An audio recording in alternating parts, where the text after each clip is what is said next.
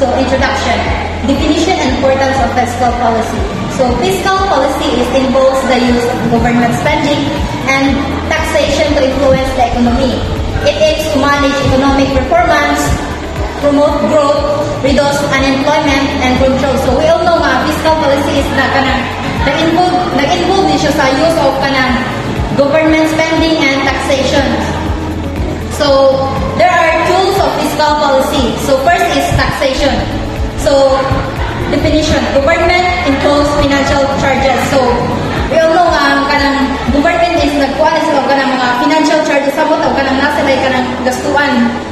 And, ang impact ani is kanang higher taxes, reduce disposable income and consumption. So, lower taxes increase disposable income and stimulates spending. So, we all know nga, kanang higher siya o kanang taxes. And the second one is government spending. So government spending is a government expenditures on goods and services. And its impact, it's increased spending, boosts demand and job creation. Reduces spending can slow growth but help balance the budget.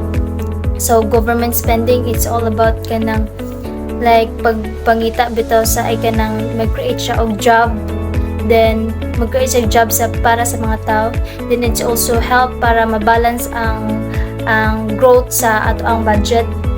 Then it's important to manage the government spending para ang ato ang society is matarong og manage.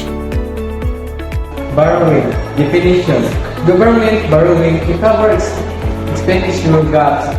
Impact can finance investment and stimulate activity but may lead to high debt and interest rates.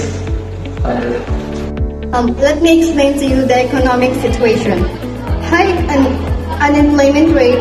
High unemployment indicates a gap between potential and actual output, leading to reduced consumer spending and economic growth and increased social benefit expenditure.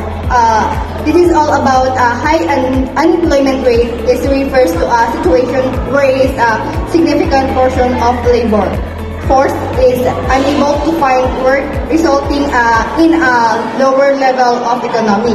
Activities due to reduce consumer spending and investment. Ultimately leading to slower economic growth and higher environment spending on social media benefits. The difference between expansionary and contractionary is, ang expansionary is to extend bitaw the economy and it cost high, while ang contractionary is lowering the cost. So now let me talk about the differences between expansionary and contractionary fiscal policies. For the expansionary fiscal policy, it increases spending and reduces taxes to stimulate the economy used in downturns. Expansionary fiscal policy is when the government increases the money supply in the economy using budgetary instruments to either raise spending or cut taxes, both having more money to invest for customers and companies.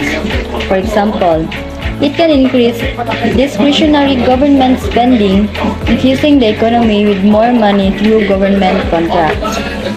And for the contractionary policy, it decreases spending and increases taxes to cool the economy used to combat inflation. So pag expansionary, mag-increase siya of spending, and ang contractionary is decrease ang spending. Contractionary fiscal policy is when the government either cuts spending or raises taxes. It gets its name from the way it contracts the economy.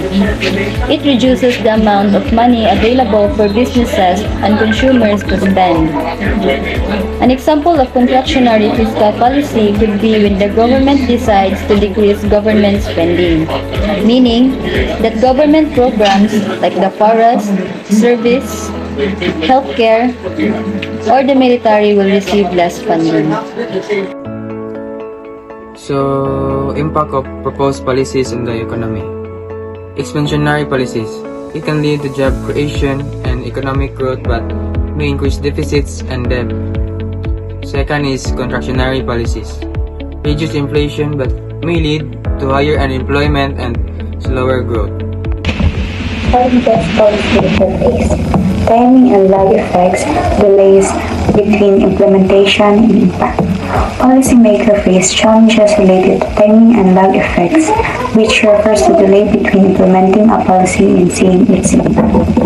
Political conflicts. Political conflicts may hinder effect policy implementation. This is a policymaker face challenges related to a political constraints, as political conflict can impede the effect implementation of policies.